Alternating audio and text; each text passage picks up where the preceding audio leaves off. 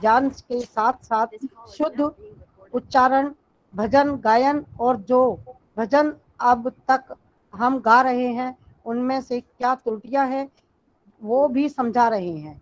आपके साधक हमेशा आपके ऋणी रहेंगे। मुझे यह कहते हुए खुशी हो रही है कि आचार्य जी ने कार्य छोड़कर हमारा निमंत्रण स्वीकार किया। आचार्य जी वैदिक सिद्धांतों पर अपने विचार व्यक्त करेंगे, जिससे हम लाभ प्राप्त करेंगे। आचार्य विजय भूषण जी, आप सादर आमंत्रित हैं आचार्य जी।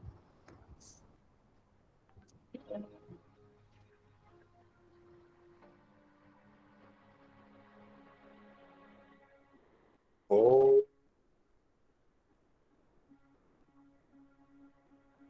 शन्नो देवी रविष्टय ओ भवन्तु वीतये शन्यो रवि स्रवन्तु नः ॐ नमः शम्भवाय च अयो भवाय च नमः शङ्कराय च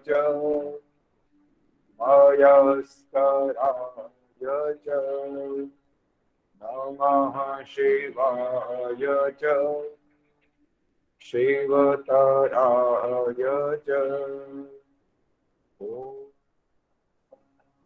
शान्तिः शान्तिः शान्तिः।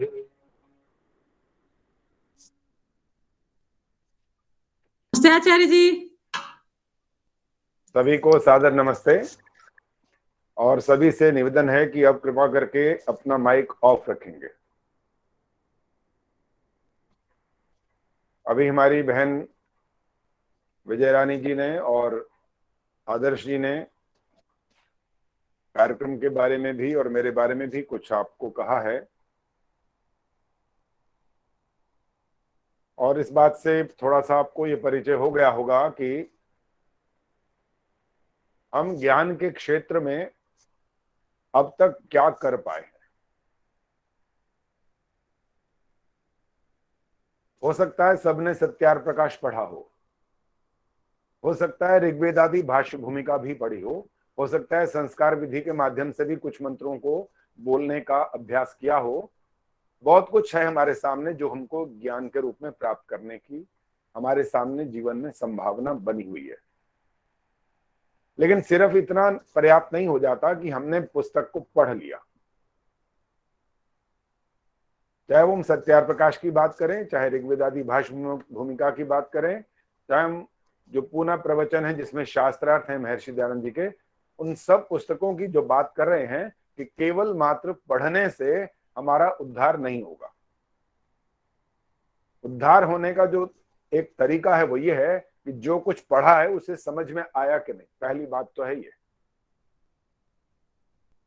और पढ़ने के बाद जो समझ में आया उसको हमने जीवन में उतारा है कि नहीं उतारा है। बहुत छोटा सा एक उदाहरण दे रहा हूं कि जब हम छोटे से बच्चे होते हैं तो हमारे को जो आजकल हमारे जैसे इंग्लिश मीडियम के स्कूल हैं, an apple a day keeps doctors away, ये हम बच्चों को पढ़ा देते हैं, सुना देते हैं। अब वो बच्चा जो अभी पूरा अर्थ समझता नहीं है, शब्द सुन लेता है, शब्द याद कर लेता है, अपनी मैम को सुना देता है, लेकिन वो इसका अर्थ नहीं जानता। अर्थात जो उसने सीखा था कि मुझे एक सेब अगर रोज खाने को मिलेगा, मैं सेब खाऊंगा तो मुझे डॉक्टर की जरूरत नहीं पड़ेगी। अर्थात उसने केवल शब्द सुनकर और सुना करके काम समाप्त कर दिया। तो आप विचार करके देखिए इसका लाभ हुआ कि नहीं हुआ। और बहुत स्पष्ट है लाभ नहीं होगा, क्योंकि उसने तो शब्द बोलना सीखा है मात्र। इसको कहते हैं आत्मसात करना, जो कुछ सुनना उसको जीवन में धारण करना, तब जाकर के वो सुनने का हमको लाभ मिलता है। अभी मैंने 2 भजन सुने। अभी हम ईश्वर की बात करते रहते हैं भजनों में, बार बार हम भजन में ईश्वर के आनंद की भी प्राप्ति की बात करते हैं और वरदान मांगने की बातें भी करते हैं। बहुत सारे हम ईश्वर से मांगने की बातें भी करते हैं और कुछ समर्पण की भाव भी लेकर के बैठते हैं कुछ भजनों के माध्यम से। तो क्या हम ईश्वर को कुछ न कुछ समझ पाए हैं कि नहीं अभी?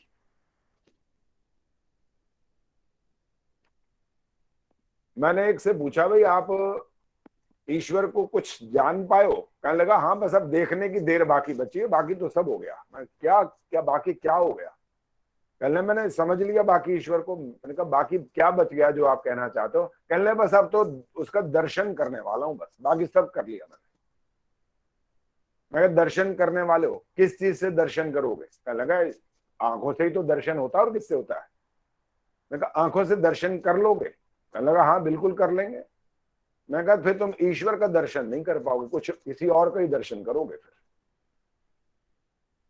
आंखों से ईश्वर आपको दिखाई नहीं दे सकता। आप एक जन्म लें या 1000 लें या करोड़ लें या चाहे अनंत बार भी मनुष्य बन करके संसार में आए और ये इच्छा करें कि मुझे एक बार भगवान ईश्वर एक बार बस केवल अपनी शक्ल दिखा दे, तो आपकी ये बात जो प्रार्थना है ये प्रार्थना के रूप में स्वीकार्य नहीं होगी।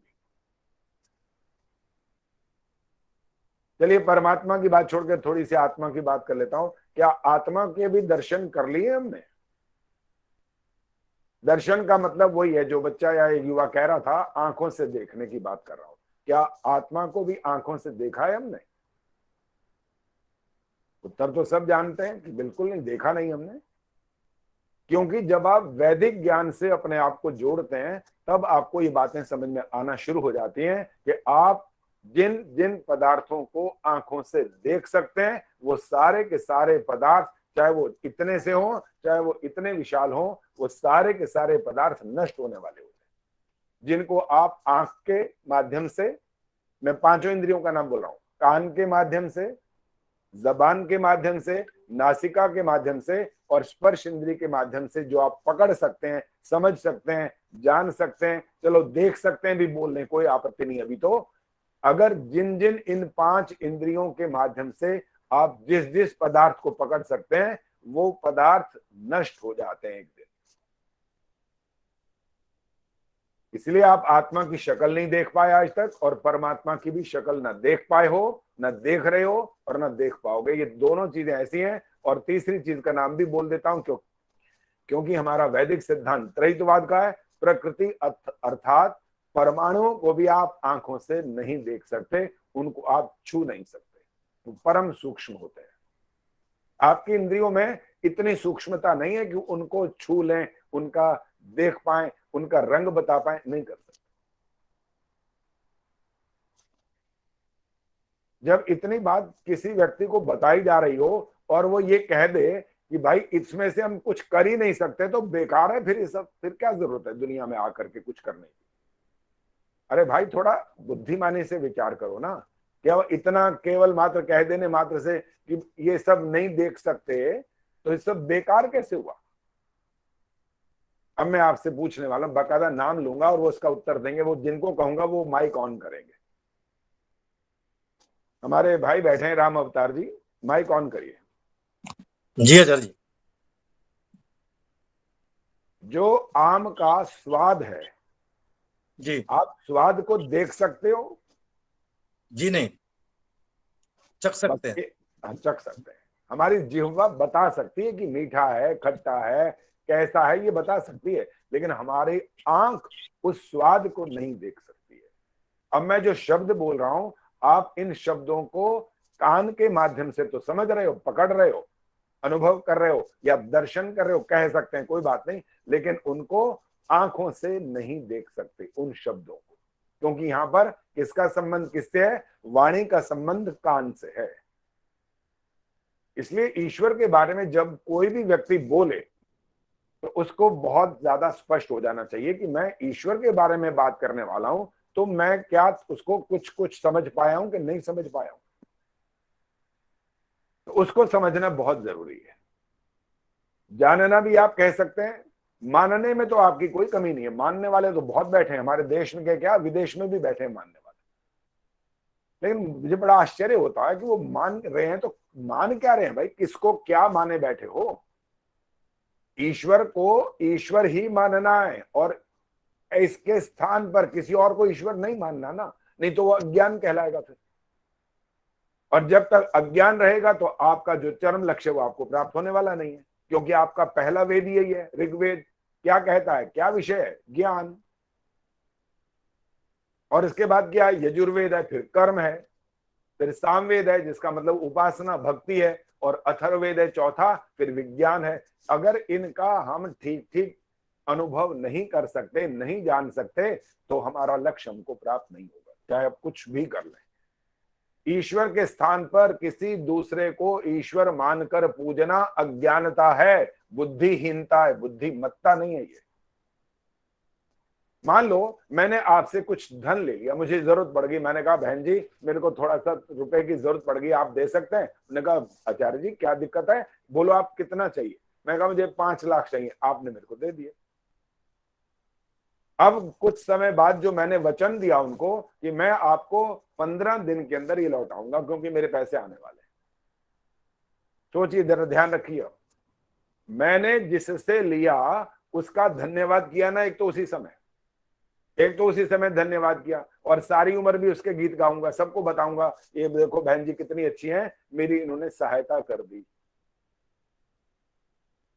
और ईश्वर को ना हम धन्यवाद बोल रहे वाले, और एक ठेका हमने सबने ले रखा। क्या हमने ये समझ रखा है, ऐसे हाथ जोड़ो और मांग लो, बस भगवान तू दे, तेरा काम है देना और मेरा काम है लेना, ये समझ लिया। ये बहुत बड़ा दोष है हमारा, बहुत बड़ी गलती करते हैं हम। आप इंसान का तो सम्मान करते हो दुनिया भर में, उसके आप गीत गा रहे हो, लेकिन जो आपको निरंतर दे रहा है, सदा देगा, किसी भी जन्म में आप चले जाएंगे वो वहां भी आपको देगा, उसका धन्यवाद करने की बात हम सोचते नहीं है। सिर्फ ये समझ लेते हैं कि हमारा अधिकार मांगना है बस। ध्यान रखिए, आपका अधिकार और कर्तव्य भी होता है। अगर अधिकार है ना तो कर्तव्य बल्कि पहले होना चाहिए, अधिकार बाद में। तो आइए हम थोड़ा सा चिंतन करेंगे भजन के माध्यम से, और मैं ईश्वर की जो रचना है उसकी बात करने वाला हूं। क्या उसने रचा है संसार को, कितना अद्भुत, कितना कमाल का।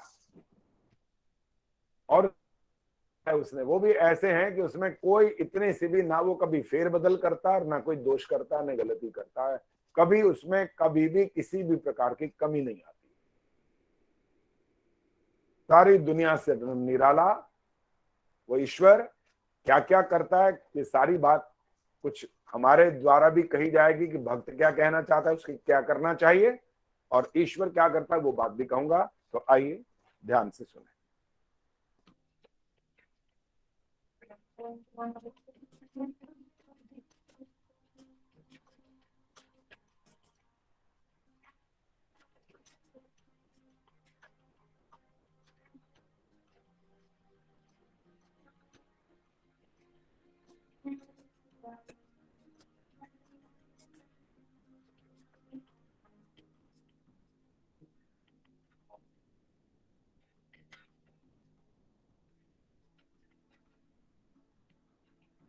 अद्भुत उसकी रचना, अद्भुत उसकी रचना, ब्रह्मांड रचाया है, ब्रह्मांड रचाया है।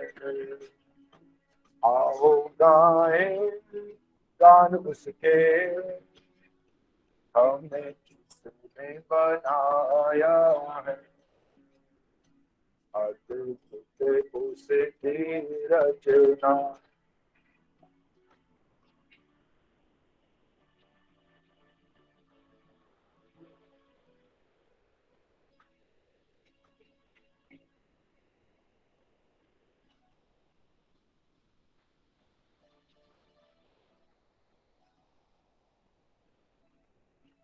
निराले हैं उसके नियम, किसी में नहीं है शक्ति, तोड़ कर नियमों को फिर पा जाए कभी मुक्ति सुखी शिका वंदन जो हर आनित सांझ सुबह कृपा उसकी हम पर हो गीत उसके सदा गाए अद्भुत उसकी रचना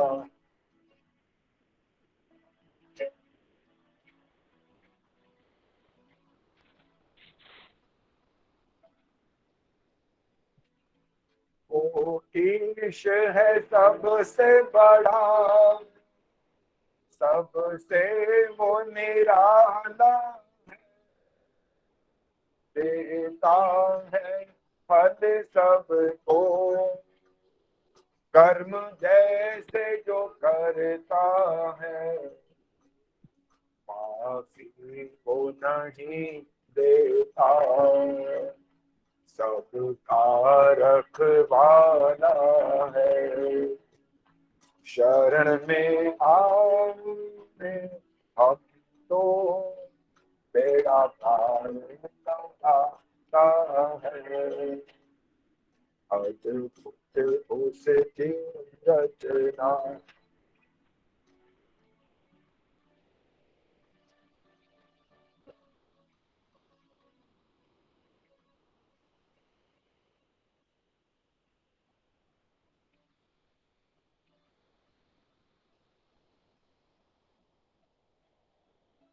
धराधाम में आकर के नहीं नाम जपा उसका पल पल छिन छिन हमने संसार को प्यार किया दूतों को भी ना जाना अब पड़ेगा पछताना जागो जागो समय है ये फिर हाथ नहीं आना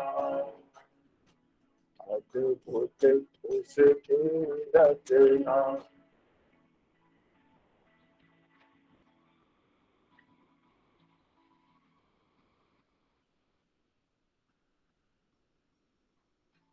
विद्वानों के सत्संग से ज्ञान चक्षु हमारे खुले जीवन है अनमोल ये अपना उद्धार करे सत्संग करके अब हम स्वाध्याय नित्य करें दया उसकी हम पर हो धन्यवाद बारंबार करें अद्भुत उसकी रचना ब्रह्मांड रचाया आओ गाए गान उसके हमें उसने बनाया अद्भुत उसकी रचना अद्भुत उसकी रचना अद्भुत उसकी रचना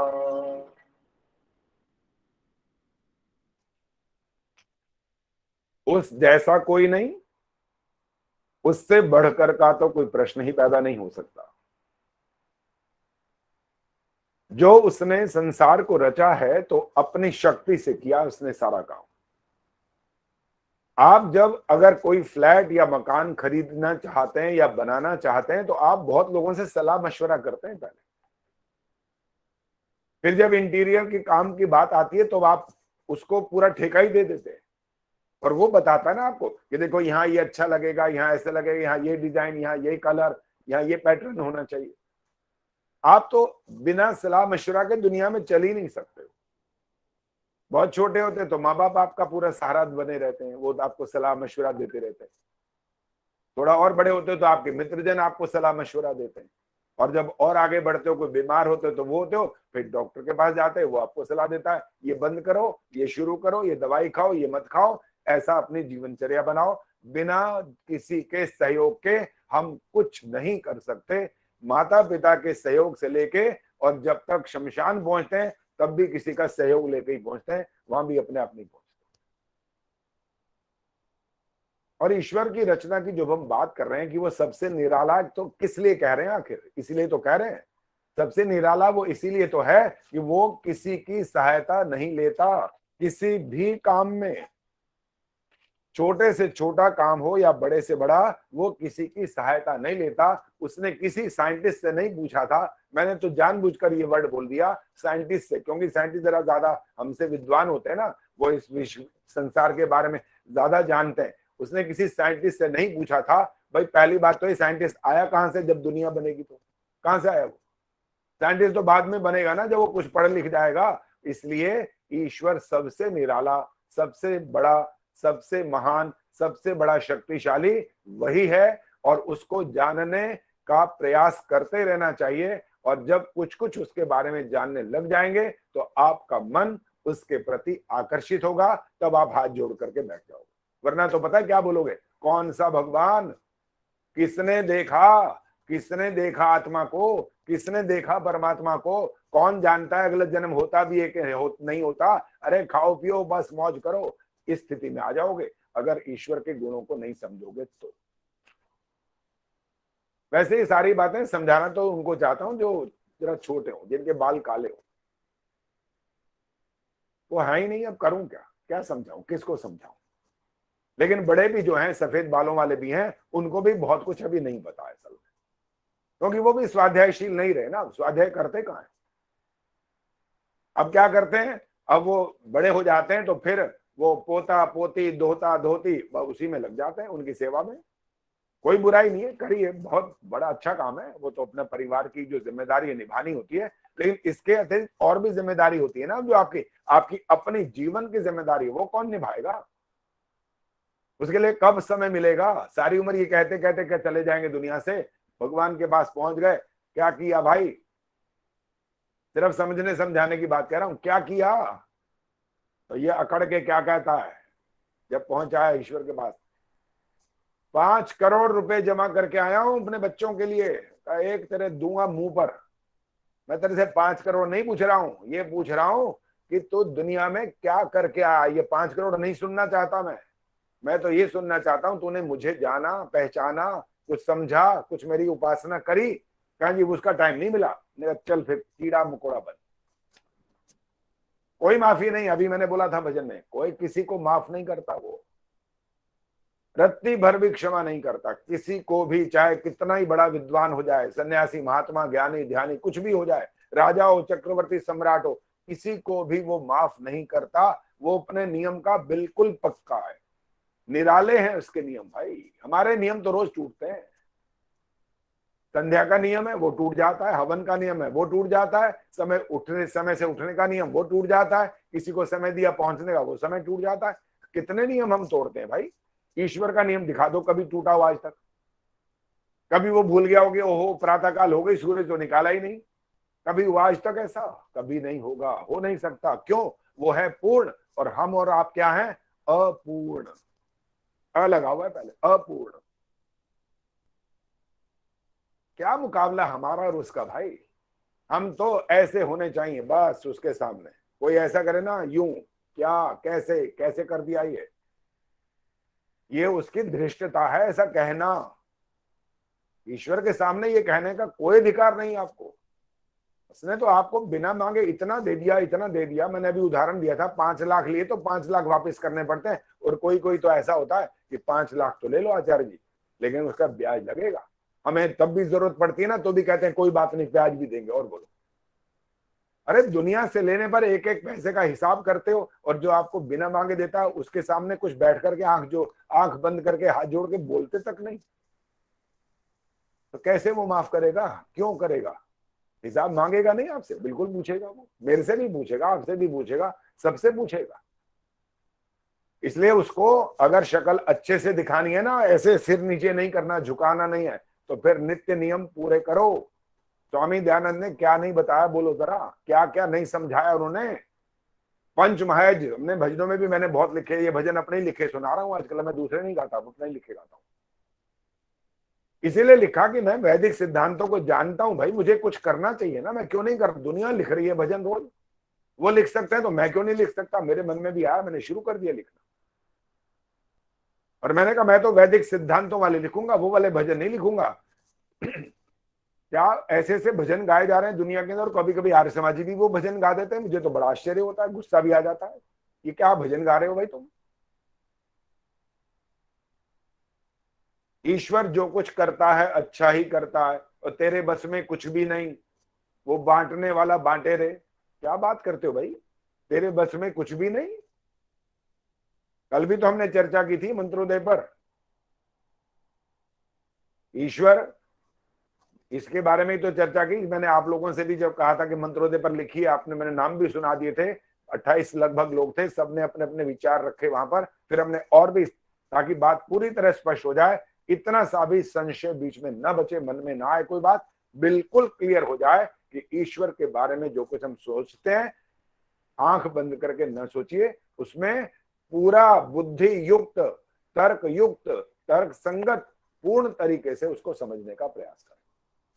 अगर ऐसा नहीं करेंगे तो आपका मनुष्य जन्म सार्थक नहीं हो सकता। पैसा कमा लेना बहुत बड़ी बात नहीं है, पशु पक्षी पैसा नहीं कमाते लेकिन उनका जीवन भी सार्थक होता है।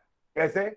वो भी तो बच्चे पैदा करते हैं, वो भी उनको पालते हैं, वो भी खाना खाते हैं, वो भी दुख और सुख का अनुभव करते हैं, उनको स्कूल जाने की जरूरत नहीं है ना, बस पैसा कमाने की जरूरत नहीं है, बाकी वो हमारे जैसा कौन सा काम नहीं करते। और हमने उनसे अगर विशेष न किया तो बताइए फिर किया क्या?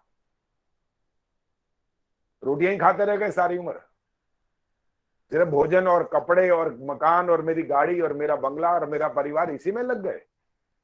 ये पर्याप्त नहीं है। ये करो सब, ये आपकी जिम्मेदारी है, कर्तव्य है, निभाइए, लेकिन इसके अलावा बहुत कुछ और करना बाकी होता है। उसको सोचिए और उसको समझ करके उसका पालन करने का प्रयास करिए। तो आइए, समय भी भागता जा रहा है, रुकता तो है नहीं, कभी किसी का इंतजार नहीं करता। इस भजन में मैं ये बोलने वाला हूं कि ये जो आप इस दुनिया में आए हैं ना, तो बहना मत, बह मत जाना। अगर बह गए तो बस फिर तो जीवन बह जाएगा, बचेगा कुछ नहीं, हाथ लगेगा कुछ नहीं। फिर क्या करने आए थे, इस भजन की पंक्तियों में मैं बोलने वाला हूं। हम करने आए थे, हम ईश्वर को प्राप्त करने के लिए आए थे, ये था हमारा असली काम। मनुष्य जन्म का उद्देश्य है ये, मोक्ष, मुक्ति, जन्म मरण से छुटकारा, या ईश्वर को प्राप्त करना भी आप बोलिए, कोई आपत्ति नहीं। अर्थ यही है कि आपका जो जन्म लेना, मनुष्य जन्म लेना सार्थक हो जाएगा। कब? जब आप अपने लक्ष्य तक पहुंच जाएंगे। अन्यथा तो फिर भटकेंगे और कुछ नहीं होगा कि कुछ अच्छे कर्म करेंगे, कुछ बुरे कर्म करेंगे, और उनका फल फिर भोगने के लिए ईश्वर भेज देगा।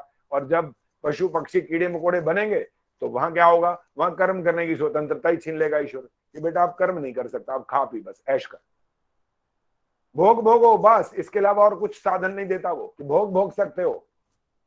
दुख और सुख तो आएंगे, मनुष्य जीवन में भी आएंगे, पशु पक्षियों में भी आएंगे, लेकिन वहां पर कर्म करने की स्वतंत्रता आपकी समाप्त हो जाएगी। कर्म करने की स्वतंत्रता कहां मिलेगी? वो केवल मनुष्य जन्म मिलेगी और कहीं नहीं मिल सकती। तो हम क्या करें? इसका सदुपयोग करें ना, जागे ना, फिर सो क्यों रहे। तो आइए इस भजन का आनंद लीजिए।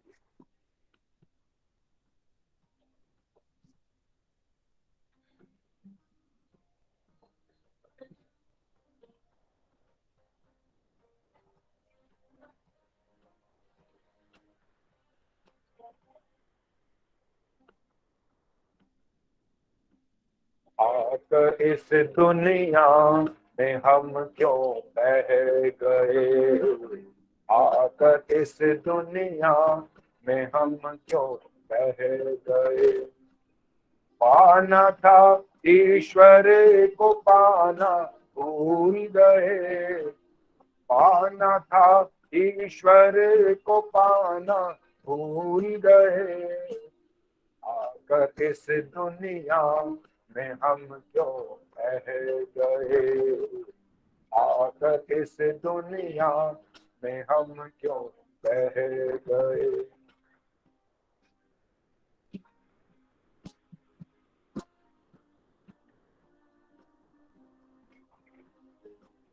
रात दिन हमने गंवाया वक्त को, रात दिन हमने गंवाया वक्त को, ठोकरें खाते ही बस हम रह गए, ठोकरें खाते ही बस हम रह गए।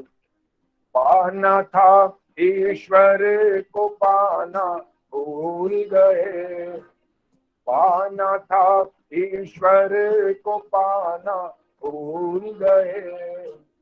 आकर इस दुनिया में हम क्यों बह गए, आकर इस दुनिया में हम क्यों बह गए।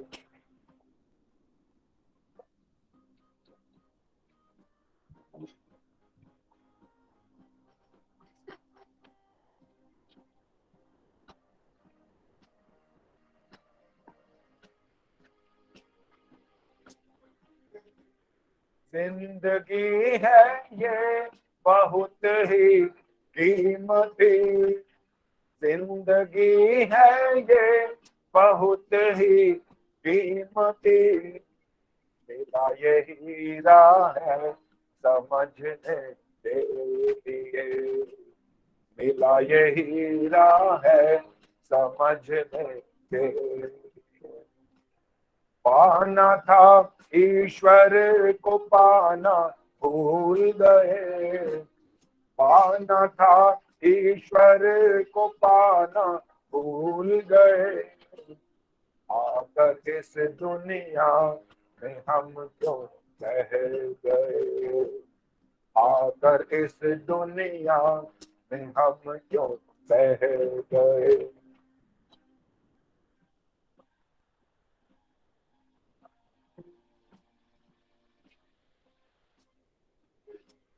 मेरा मेरा करने में ना कुछ भला, मेरा मेरा करने में ना कुछ भला। काम तो ना कुछ भला के किए, काम तो ना कुछ भला के किए। पाना था ईश्वर को पाना भूल गए, आकर इस दुनिया में हम क्यों बह गए, आकर इस दुनिया में हम क्यों बह गए।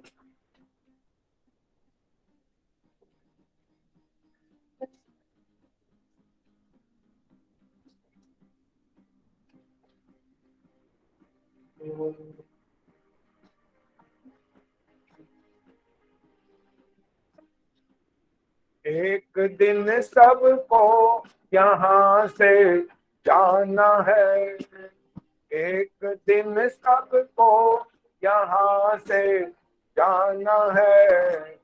साथ ना लेकर कोई गठरी दिए, साथ ना लेकर कोई गठरी दिए। पाना था ईश्वर को पाना भूल गए, पाना था ईश्वर को पाना भूल गए। आकर इस दुनिया में हम क्यों बह गए, आकर इस दुनिया में हम क्यों बह गए, आकर इस दुनिया में हम क्यों बह गए।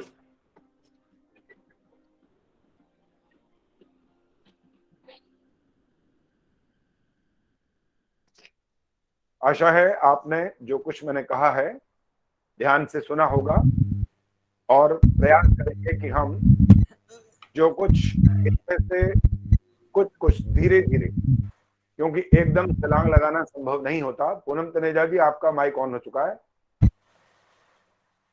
एकदम छलांग लगाना संभव नहीं होता। बच्चा जब प्रारंभ करता है पढ़ना तो पहले नर्सरी में बैठता हो जाता है और सीधा एमए की क्लास में थोड़ी बैठ जाएगा, प्रयास करना पड़ता है। इसीलिए योग दर्शन में जब आपको अष्टांग योग के बारे में समझाया जाता है तो जो लोग छलांग लगाने की बात करते हैं, जो लोग पार्कों में बैठकर वो कहते हैं उनके प्रशिक्षक आइए मैं ध्यान करवाता हूं, तो इसका मतलब उनको अभी यम का नहीं पता, नियम, आसन, प्राणायाम, प्रत्याहार, धारणा ये नहीं पता। इसके बारे में जब तक आप प्रयास नहीं करेंगे, उसका पालन नहीं करेंगे, तो आपका ध्यान लगना संभव नहीं। तो चलिए, घड़ी की तरफ मैं देख रहा हूं, समय बहुत अधिक हो गया। अगर ज्यादा ले लिया हो तो क्षमा चाहता हूं। आप सभी को बहुत बहुत आपका धन्यवाद करता हूं। हमारी विजय रानी शर्मा जी का, आदर्श मेहता जी का, हमारे भाई कुलभूषण जी का, हमारे बहुत सारे जो साधक हैं वो यहाँ पर जुड़े हुए हैं, उन सभी का, आप सभी का हृदय से आभार, धन्यवाद। इतना ही कहकर वाणी को विराम देता हूं। ओम शांति ही शांति ही शांति। बहुत सुंदर आचार्य जी, आपने ईश्वर के प्रति जो अपने विचार रखे, बहुत सुंदर कि हम छलांग नहीं लगाए, धीरे धीरे ईश्वर के साथ जुड़े, अष्टांग योग के नियमों का, यम नियम का पहले पालन करते हुए फिर धारणा, ध्यान, समाधि की ओर आगे बढ़े। बहुत बहुत धन्यवाद आपका। अब मैं इसी के साथ राम अवतार गोयल जी से निवेदन करूंगी कि वह आचार्य जी का धन्यवाद करेंगे। मंत्रोदय के बहुत से सारे सदस्य हमारे साथ जुड़े हैं, उनके सभी का धन्यवाद करेंगे आप। आज का प्रोग्राम, आचार्य जी का तो क्या धन्यवाद करें हम और कब तक करें। आचार्य जी के लिए शब्द नहीं है धन्यवाद करने के लिए। आचार्य जी का कर रहे हैं, आचार्य जी का आचार्य जी का शब्द ही नहीं है आचार्य जी का धन्यवाद करने के लिए। आचार्य जी ने समर्पण किया हुआ है अपने आप को, अपनी सारी दिनचर्या को श्री दयानंद जी के उसमें समाज को सुधारने में। तो मेरे पास तो आचार्य जी के शब्द होते नहीं है, इसलिए मैं कभी लिखता भी नहीं हूँ कि किस तरह धन्यवाद करें उनका। जितने भी बोला जाए कम है। वो लगातार अपना पूरा जीवन समाज सुधार के लिए लगाए हुए हैं, बुजुर्गों से लेके बच्चों से लेकर के सबको। और सबसे ज्यादा तो मुझे उनका धैर्य पसंद आता है। उनको गुस्सा आता ही नहीं है। हमारे मंत्रोदय में इतना बीच बीच में इनडिसिप्लिन हो जाता है कई बार, पर मैं हैरान होता हूँ कि उनको कभी क्रोध ही नहीं आता, कभी डांटते नहीं है। तो आचार्य जी का जरा धन्यवाद करें, बहुत कम है। आप ये प्रोग्राम करती हैं, बहुत अच्छा लगा, बहुत लोग जुड़े हुए हैं समय समय पर, बहुत सुंदर प्रोग्राम आपका चल रहा है। तो मैं सभी का, इस जुड़ने वाले सभी बहनों भाइयों का आभार व्यक्त करता हूँ, बहुत बहुत धन्यवाद करता हूँ और आशा रखता हूँ कि इसी तरह का प्रोग्राम